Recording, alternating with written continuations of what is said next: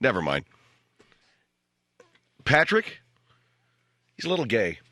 But I said he looks a little gay. I think that I'm joking around, Patrick, if you're listening, which you're probably not. Oh, do they? Okay. It's all that oily hair. I got it. Yeah, so we're going to go down there, and then we're going to go over to the Queen Mary where we were married, and we will spend a, connubial evening, and then whisk ourselves away someplace. We'll just whisk ourselves away. We're not sure where we're going. Probably back home. Excuse me. Yeah, that's a great idea. We can take a helicopter. We can go to a fjord in Finland. Something like that. Rent a jet.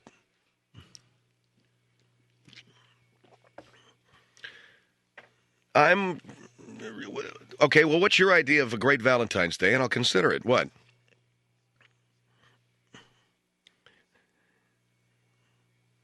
Perfect. I'm doing it.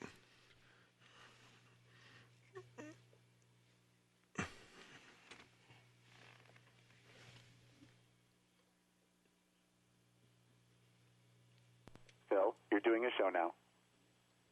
It's a 12-second. I love it. It's the 12-second delay. That's what it is. I gotta love that. Anyway, thanks, guys. Okay. I'm in a bad mood all of a sudden. You want to know why? Because I just had a conversation with our illustrious leader here at Premier Radio. And I didn't like it. I didn't like the tenor of it. I didn't like the information that I didn't think I'd get into a bad mood, but it got me into a foul mood. Do you want me to tell you what it's about? Well, I can't. It has to do with the very fiber and fabric of this show. It has to do with the very future of this program and how we're going to grow it and how eventually, whether some people like it or not, we will achieve world domination. But there's a kind of world domination that I want to achieve. I want it to be benevolent, but I would like it to be lucrative. I want it to be far-reaching, but I would also like, I'd like a kind of a megalomaniacal grip on the whole thing. I want it all. And the conversation that I just had with our illustrious leader here, man. You see, just give me the news straight. Don't sugarcoat. Don't protect me from anything. Just give it to me straight, because sooner or later I'm going to fret about it anyway. I don't like it when I'm talking with people and they're trying to protect me from information that they have, and they don't really want to give it to me because it'll just piss Phil off and bum him out and screw up his show. Well, what's screwing up my show is not getting the information that I am rightly entitled to. Little bits of information such as why, wherefore, things like that. Come in here, sit down. You know, it's like when I was over at KFI and I was sitting in the garage one day, which is where we used to do our promotion and our show prep. Remember those days, Mike, when we'd sit in the garage because we didn't have an office? And somebody comes bounding down the steps and they mention something about me getting sued, and then they get into their car and they leave. And I got about 5 minutes to go before I go on the air. By the way, you're being sued. And then into their car, and they go, and I got 5 minutes. I got to go on the air and be Mr. Happy. That kind of stuff just honks me off, to use the illustrious words of the late, but, not really late, but great, Bing Weiland. It honks me off. 1-800-449-8686 is our number here. Also, 1-800-5201-KFI is our number here if you live outside of or in Orange County, 5201-KFI if you live in L.A. County. Did you hear about this? There's a radio station in Richmond, Virginia, Marry a Stranger. You know, some of these contests, like giving away an abortion or giving away an appendectomy or much-needed surgery or something, some of them are a little oddball, but, you can get away with it. Marrying a stranger, man, it's like possibility of murder there. This woman who won the contest got nervous 2 days before. She suddenly realized maybe it's not a very good idea marrying a stranger. Figured that out 2 days before she was going to get married to a stranger, and so they changed the nature of the contest so as not to have a homicide on their hands or something. I'll tell you something, Eddie, I think it's a great idea, but somebody might get killed. Like the guy that she's marrying, did we do a criminal background check? Did we do anything like that? I didn't think we had to. Well, I mean, you didn't think we had to. Anyway, we have a very simple little thing we do around here. We sell CDs for the benefit of my friend's place. And if you'd like to buy one, you can go to philhendryshow.com. log on and pick one up. $23.50, $3.50 shipping and handling, $20 for the CD. All the proceeds go to my friend's place, a resource center for homeless and runaway kids in Hollywood. And we've made about 85. I don't know how much money we've made, because what's happened is I've gotten these emails every day from my friend's place, and supposedly they have the totals of the money that we've earned, but they have them on attachments that I can't open. They're files that I can't get them open. And all I said was, you can just send me the total. Just send me an email that says, here, Phil, here's the total for today. You don't have to send me an attachment with breakdowns as to internet sales and personal appearance sales and how many we sold on the phone and how many we're selling just on a street corner, how many we're selling with a bullhorn and how many we're selling with a telephone. Just send me the number. Just give me the straight number. Is it 85 or is it 90? So I wish I could tell you, but I don't know. I'll pull a number out of my head. Let me see. I think today it should be, we're about $300,000. How's that sound? Phil Hendrie Show coming down the line in 8, 7, 6, 5, 4, 3.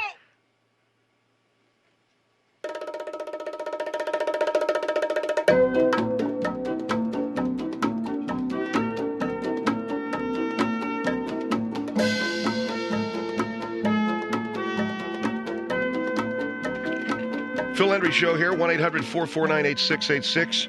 Boy, am I glad it's Friday. Friday's the day when I'm at my wit's end. I'm at the end of my rope. And if ever there was a day in the week that I would commit the crime of homicide, Friday would be the day. Many people look forward to Friday. Many people think that Friday is a day of release. Friday is a day where one can finally look ahead to the relaxation, to the recreation, if you will, of the weekend. Not me. Friday's the day that if I don't get out of here, somebody's going to die. Today's the day.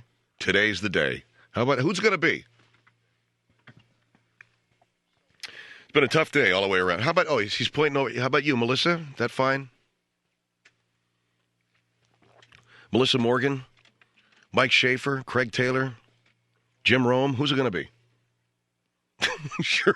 Can it be? It'll be Rome. I talked to Rome yesterday. He's a nice guy, very nice guy. He's telling me all about how he made his first $18 million. I said, well, someday I hope to be you, Jim. By the way, Jim Rome is about, I'd say, 17 years younger than me. So he's like where I should have been when I was 33. Well, what am I, 47, 33, 14? It's nice to know that when I was 14 and I was a freshman in high school, Jim Rome was just being born. And then when I was like graduating from college, Jim Rome was 7. And now I'm 47. He has more money put away. He's got a better house. He's got a bigger show. He's just a better guy. He's probably, I have the bigger thing? Okay. He's got a pool. He's got a pool. And he's 30, whatever he is, 33, let's say. He's got the world by the short and curlies, my man. He's living large. The only thing I have is a slightly longer mortgage on my house. So I look at my life. I look at my life and how things have gone, and I laugh. Phil? What? You should have some mood music here for this. This is good. I'm sorry? Yeah, I like what you're doing, but there would be some mood music for this. Well, I was going to talk about my life. And Right, I want to get some mood music because it's very compelling. all right, well, you go ahead and roll it then. Yeah, I know. I really like this when you talk about your life and your frustration. Just go ahead. And you'll play some mood music. Right. I don't know. I was just saying that my life has been failure. A long line of failure. I was going to...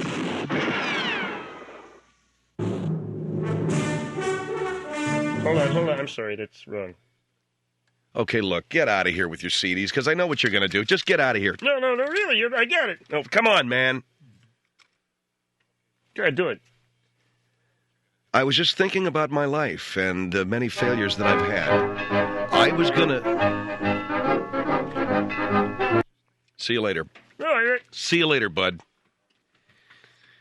Bounding over the main? What was that? The hell is that? It's mood music. Mood music. Olive oil. Get out of here with that. I apologize. So anyway, just take your CDs and get out of here, bud, will you? What do you want me to do? Just take them and go away. Here, man. Take your freaking pot. What is this? Tunes? Get out of here. You know how I hate those things. You know how I despise those TV-themed CDs. I hate them. Why? They're really compelling and relatable. They're old and they've been beat to death, and I don't want to hear them. Not on this show. Send them over there to give them, I don't know to who. Give them away out on the street or something. Take them down to Starbucks, okay? Starbucks sells some really groovy CDs. Maybe they ought to start selling those TV themes. You were just over at Starbucks, weren't you, Melissa? You know, do they sell CDs over there, over that Starbucks? Because the one that I go to in the morning, they sell CDs. And I bought one. I said, well, what could this possibly, what are you selling? And it turns out it's a whole lot of Italian. It's French, it's Italian, I don't know what it's supposed to be. Like a couple of people sitting out on a balcony someplace like in the Upper West Side, you know, having a little cafe cubano, you know, sitting there with Frank Serpico, with somebody's houseplant falling on you. I don't know. You think Dr. Laura want a CD? I beg your pardon? You think Dr. Laura want a CD? Who's Dr. Laura? Dr. Laura? Yeah. Dr. Laura. I don't know. What are you going to give her? Give her the tune one, because she started out her show. It always has a very compelling song that start out each segment. Well, she does that on her show because of she does a relationship show, okay? Yeah, I know, and there's music that's relatable on a relationship. Yeah, I guess that she could use some. I don't know if she's going to use this, but yes, she uses music on her show to get people into the mood, to get people understanding that it's about relationships, okay? Well, what about this? Will you get out of here with Virginian and Bonanza? What is that supposed to be? That's for Dr. Laura show, on account of the relationship. What relationship? And now we're going to talk about Hop Sing and Little Joe. Is that it? How about this? Go ahead, just do it. Hi, I'm Dr. Laura. Our number is 1-800... Olive oil. Wasabi spinach. See, that's relationship. Yeah, that's relationship, man. You got it down. Here, let's try this one. This another Dr. Laura song? This would be perfect for her show. It'd be bitchin'. Go ahead, do the bit. Hi, I'm Dr. Laura. Our number 1-800-DRLAURA. Bobby, you're welcome to the program. Perfect. It's just great. It's very compelling. Yeah, man. You know what's very compelling? My fist, your chin, that window. It will compel you out of here. Now take your stuff and get out of here. You're mean. I'm mean. Just take it and get out of here. 1-800-449-8686. Phil Hendrie Show.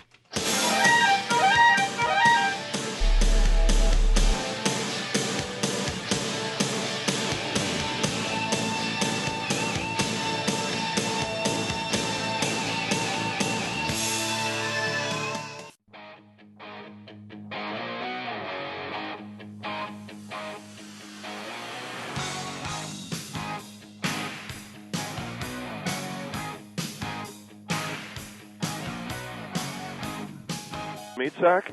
Thank you. Welcome to the program. Okay. My wife doesn't want me coming around the house because I accidentally discharged the shotgun into my kid's bathtub. And I understand that that's bad. I know that that's bad. But I was wondering, is a restraining order necessary? Or Okay, you accidentally discharged a shotgun into your kid's bathtub? Well, yeah. But that was because my wife pissed me off. I mean, excuse my language. She, What were you doing with the shotgun? Well, I generally take one to the bath myself. And I had it in the bathroom, you know, and... Were the kids in the tub?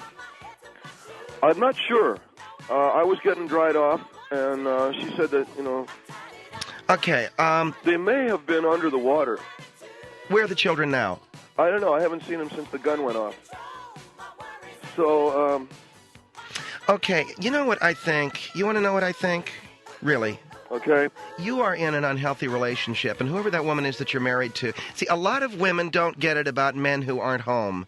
and men who are not there, and men who have been thrown from the house. I would really like to see the two of you get some counseling, some professional guidance, seek some kind of, guidance or something like that, so that you could have. In other words, what I'm saying essentially is that I'm. Dr. Kralgor, could you knock it off with the music because I can't hear what you're saying? Well, she's very codependent. Hello? Yeah. She's very codependent. She's codependent, is it? And you're an enabler. Got it. I'm feeling good from my head to my shoes. Know where I'm going. Okay, we're fired. All right, 1-800-449-8686. 1-800-449-8686. Phil Hendrie Show here. Taking a couple of phone calls here this hour, just open phones, whatever it is you'd like to talk about. We'll get it on with you here. 1-800-449-8686. 1-800-449-8686. Hi, you're on the air. Hello. Hey, Phil, how are you? Good. Yeah. I was wondering if you could settle a bet. A friend of mine and I have a bet, and thought we'd call and see if you could help us out on this. Okay. Is Phil Collins dead? Is Phil Collins dead? Right. I'm pretty sure I read in a retrospective, it was an HBO or a VH1 retrospective, that he's dead. Phil Collins is alive, I think. No. I don't think he is. Hey, Benny, he says that he's alive. I don't think that he is. Phil Collins, the guy that was in... Yeah, the guy who was in Genesis and the guy that sings a lot of the songs. I don't think that he is. Phil Collins is alive. Well, how do you know? Because I saw him on... Hey, Craig, where did you see Phil Collins last? Not that you see him every day. Wasn't he on some TV show? No, they did a VH1 retrospective, and it was at the end of the year. I'm pretty sure they said Phil Collins... No, he just got married. Phil Collins just got married. No, I know. He got married, but I think he died right after he got married. Good God. When did you see this? I'm sure it was on VH1. And so can I tell my friend that I won the bet? No, you can't tell your friend you won the bet. I don't know. My opinion is that Phil Collins is alive. I've never seen anything, no obituary. Yeah, at the end, I'm pretty sure I saw it on VH1 at the end of last year. They did a whole retrospective on all the rock stars and all the all the movie stars and all the celebrities who had died in the year 1999. And Phil Collins, I know for a fact, is dead. And well, what? You called me up to get some verification. Well, I call you up because you have a talk show. I mean, we want to call some radio station, whatever, and we also want to call some newspapers, but I wanted to call you up to see whether or not he's dead. So, is he dead, or is he... Well, you're telling me now that you saw something on VH1 that says he's dead? I believe he died last year. I just saw Phil Collins... Hold on for a minute, okay? Right. I just saw Phil Collins at that concert, that... What was it? The Super Bowl. He was just at the Super Bowl. Right, that was taped. Okay, because that's the first thing my friend said is... What do you mean it was taped? The Super Bowl thing that Phil Collins did was a tape that he did last year. And I saw him at the Super Bowl, though. That was a tape. That's a tape. That's right. As far as I know, it's a tape. Let me ask the guy here in St. Petersburg on the Phil Hendrie Show. Hello? Yeah, Phil Collins is... He just done a Super Bowl thing. That thing was done live. It's not tape. No, that was apparently, from what I understand, that was a tape. He's dead. I've got a bet with a friend of mine. He's no, dead. That was live. That was live. No, it wasn't tape. No, it was a tape that they were running. A tape when? Tape before the ball game. No way. Then why'd they do a deal on VH1 talking about all the top 100 people that had died? You must have misunderstood what they were saying. They said Phil Collins. They said the guy who was in Genesis and the guy who had done some solo work. I could swear that Phil Collins is still alive. Yeah, I mean, I've never heard... I think he's jerking you around, dear. I really do. Your friend is telling you some crap. Yeah. My friend is telling me he's alive. I mean, you're telling your friend some crap. Yeah, he just wants something to say. No, you're telling me that Phil Collins is still alive. I saw a thing on Wait a second. I saw a thing on VH1 where it said that he was one of the top celebrities to die last year. Now, what are you guys telling me? And we're telling you we saw him at the Super Bowl halftime show. And okay, I'm telling what if he is dead? What? Then I win the bet. Then you win the bet with your friend. Right. Okay, he's dead. That's all I wanted to know. Okay, you win, man. Yeah, whatever. Yeah, You're thanks, right. Thanks for calling. All right, I mean, if you guys are trying to blow me off or something, that's fine. No, I'm not. I don't know what you want me to tell you. I'm pretty sure that I think the guy is still alive. All right, Phil, look, I don't want to take the guy's money. If you're telling me that Phil Collins is still alive, then I'm telling you that we got a problem someplace, because I saw the Super Bowl was a taped performance of Phil Collins that was done at Amnesty International. And a taped performance at Amnesty? Yeah, it was before a big crowd, right? Yeah. That was done at the Amnesty International, and they replayed it for the Super Bowl. That was my understanding. What's your bet for, man? I got a friend of mine. I told my friend, because he was talking to me about Phil Collins. He'd seen something about him getting married. I said, yeah, I know. All right. I said he got married, and then he died. And then he said, well, I don't know that you can prove that. And I said, well, I can prove that Phil Collins was on tape at the Super Bowl. And I also said to him, well, and he said to me, well, he wasn't at the Super Bowl. I said, yeah, it was, because I'd seen the guy, or I'd seen him around the Super Bowl, something like that. But I'm pretty sure the guy is dead. And I told him. No, I'm. Well, if Phil Collins is dead, that's a shock to me. I don't think that and I don't want anybody to take this. I have not heard that he is. No, I'm pretty sure I saw it on VH1. Jesus. Well, Mike, get into the newsroom and find, if that's true, that is devastating. It really is, Phil. I'm sorry you didn't hear about it. Well, I don't know if it's true or not, but if it is, it's a devastating thing. Yeah. I'm sorry. I want to tell you. Phil Collins, I mean, I loved the Genesis, and I loved everything that he did. Yeah, it's a drag. I'm sorry, No. It's okay. Well, anyway, sir, thanks for calling. All right. Can I just wait a second? What? Oh no, I was thinking of that guy. You know what, Phil? It wasn't Phil Collins. It was Jim Varney. You know the guy who does Ernest? And get out of here, okay? No, it was the guy who does. Hey, Schaefer, I'm already in a lousy mood, okay? Hey, didn't Phil Collins die? Oh, no, wait a second. It was that cat. What's his name? Jim Varney. Oh, I see, yeah. I got 50 million people calling up here. Phil Collins ain't dead, and he ain't going to be dying anytime soon. He's well, he's alive, he's feeling good, he's looking good, and all of that good stuff, all right? Jim Varney ain't feeling too good right now. I was mistaken. It's the guy who did Ernest. It's Phil Hendrie Show here at 1-800-449-8686, 1-800-449-8686. Don't forget to log on to the Best of the Phil Hendrie Show CD. That's at philhendrieshow.com. You can get the Best of the Phil Hendrie Show CD, $23.50, $3.50 shipping and handling, $20 goes to my friend's place for the CD. philhendrieshow.com. We'll be back.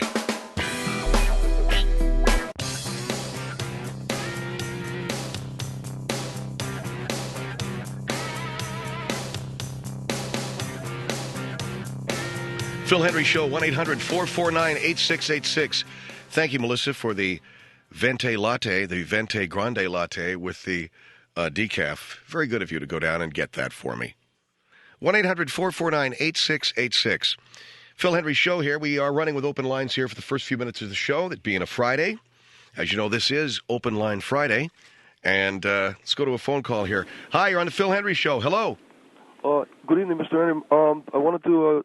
I heard you said it was open lines. I wanted to make a comment about an organization that I belong to called Latin Express, which is a group of people empowering young Latin people to do better in school and in business.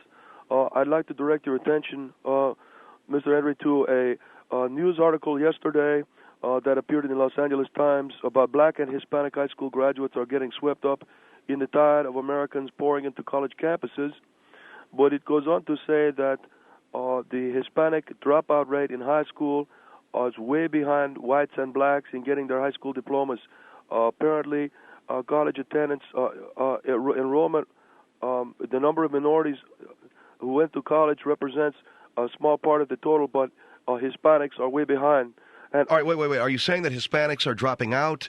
They're not going to college? Yes. No, I'm saying that Hispanics, according to the article, in the Los Angeles Times yesterday, Hispanics are dropping out of high school at a much higher rate than white students and black students. And I believe that one of the reasons for this is that there have been traditional colleges for black students to go to, like Howard University, like Morehouse University, like Morris Brown, like Grambling. These are schools that were traditionally for black students. There also is a plentiful amount of colleges that were traditionally for white students, but there is not one, Mr. Hendrie, and I am saying this to you and to your listeners, there is not one traditionally Hispanic college that Hispanic students can go to. As a result of that, Hispanic students do not see much of an opportunity for them in the college level. Many of them drop out and then pursue lives that are menial at a low skill level. I propose that we begin to take a look at this and begin to change this. And the reason why I called your program tonight is I want to call to arms, I guess, Hispanic, young Latino and Latina men and women to begin to do something about this in a radical way, and we need a radical change. And does your organization, you're talking about getting more Hispanic students to stay in high school and more of them to go on to college, correct? That is initially the goal, and I propose something that is very radical. I proposed this to a meeting of young concerned Latino students recently, and that I want this to be at the forefront, and I proposed this to a young Latino and Latinas. What if we did this? What if all Latina, all the women, all the Hispanic women, if you put off having your first baby until you're out of high school, that is number one, and I think that is most important.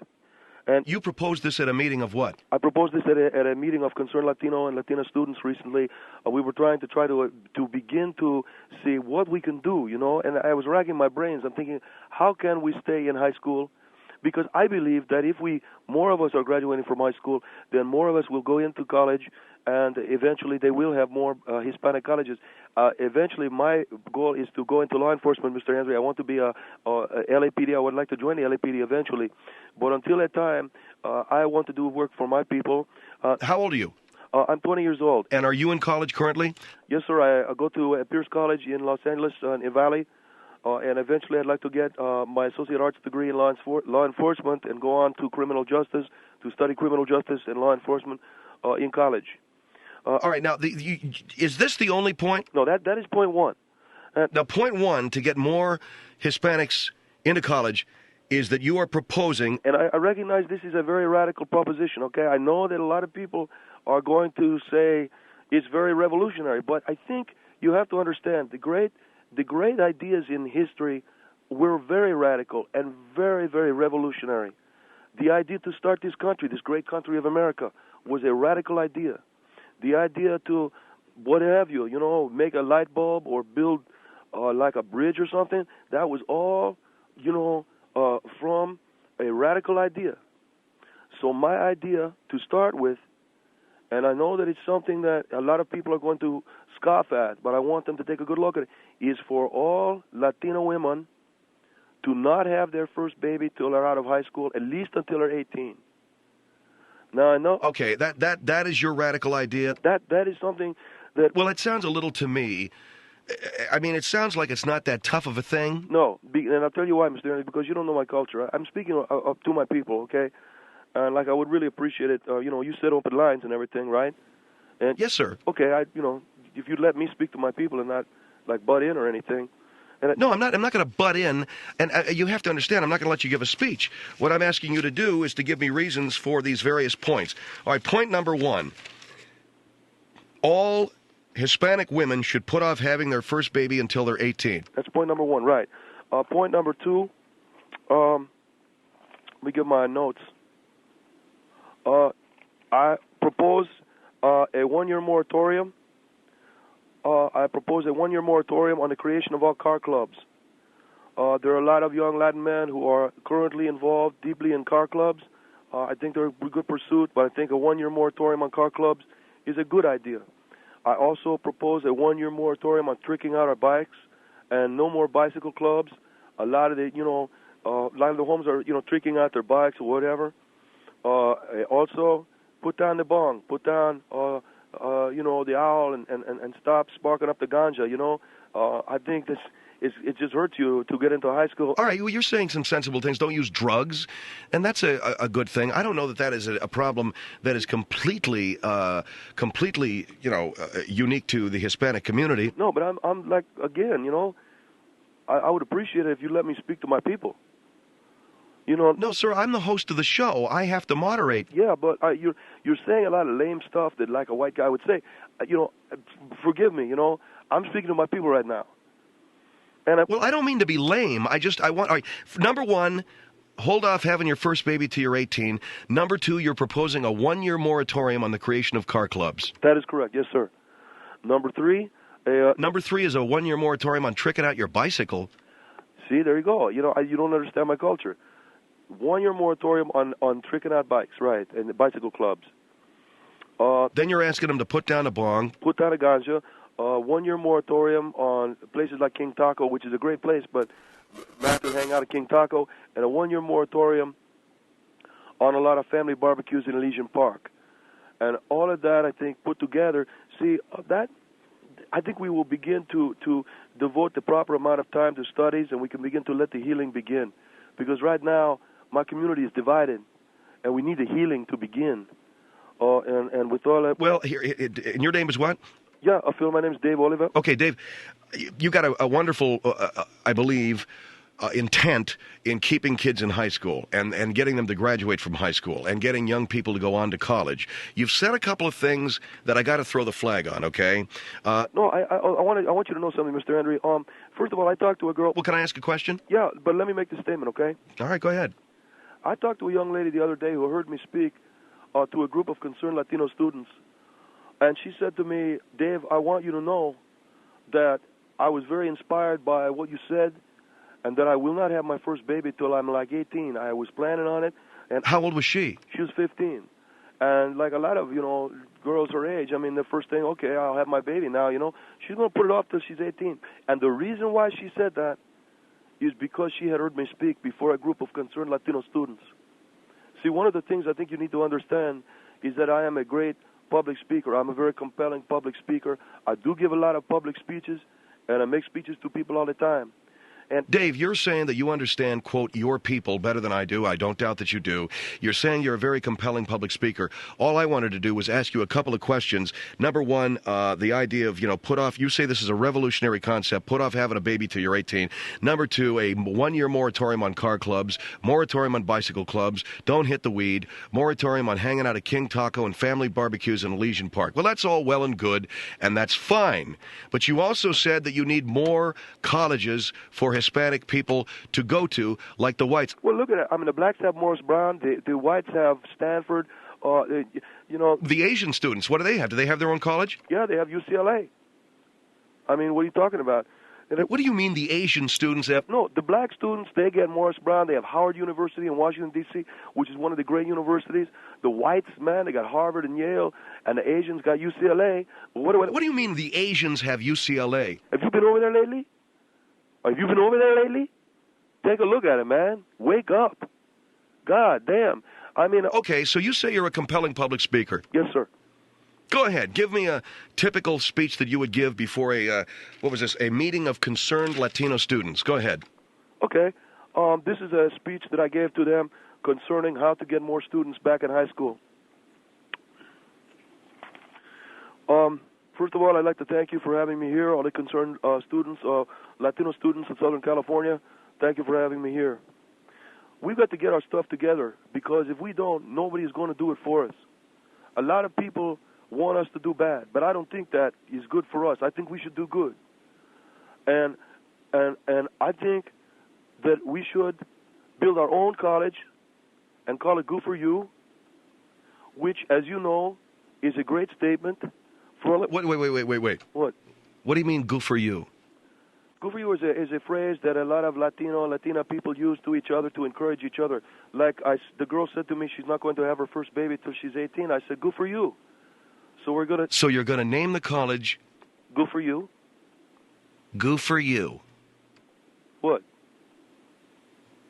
Okay, I'm going to take a break. No, wait a minute, man. I was going to... Yeah, I know. You're going to give me an example of your whole trip, so hold on.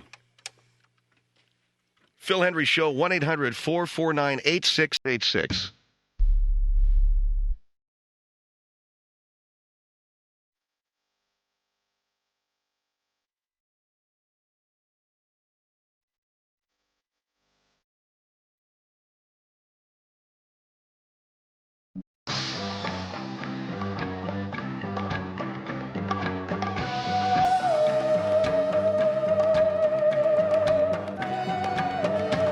That is so bitchin'.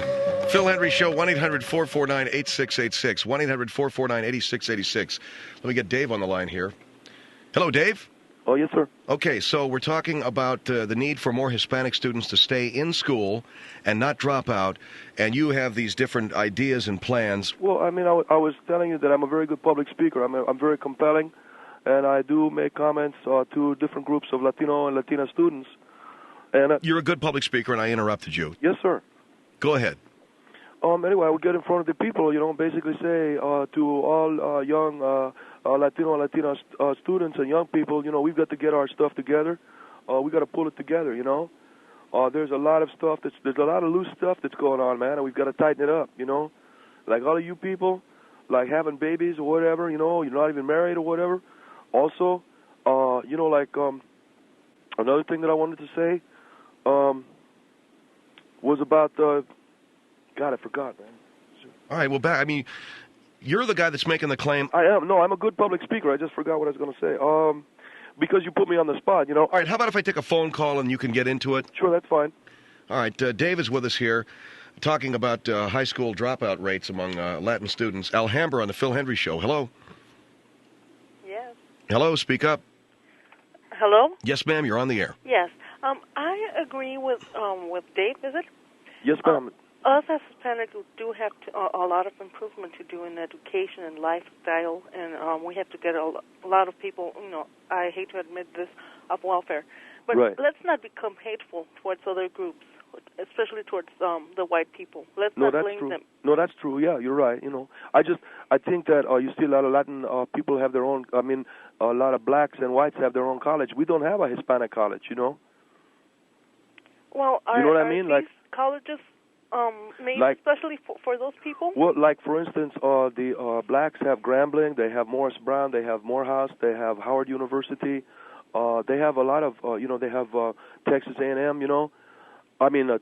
Florida A&M, and the whites, they've got Harvard, they've got Yale, Are there any Hispanics in those colleges? They don't encourage it. No, they mostly want to have only whites there. So that means that we don't have a place for us. And that's why the first thing we have to do is show them that we want to go to college. And the way we show them that we want to go to college is, first of all, let's stop having those babies. Let's hold off until I say, and a lot of people disagree on the age, but I say 18. Or 25. Yeah, I don't know how many Latin women you're going to get to keep having a baby till 25, but 18 sounds good to me, Do you think that would help us to have a college or a university, especially for Hispanics, not be I think able so. to intermingle with other races? Look at the Asians; they've got UCLA. The whites have you. Asians have UCLA. I've seen a lot of Hispanics. That's an Asian school. Well, they look Hispanic, but they're probably. Biased. Well, no, I'm not. If you go to UCLA, when is the last time you were there? A year ago. It's all like Chinese people. Well, those are not Hispanic people. Those are Chinese people. Well, how do you know that? Because a lot of Chinese look Hispanic. Okay? You got me lost. Well, I know. But listen to me. How old are you? I'm 28. How many babies have you had? I have 2 babies, and I've had them at 24. I'm married, and I'm successful. Okay. Well, thank you for supporting our cause anyway. I appreciate it so much. Well, thank you. Thank you, ma'am, for your call.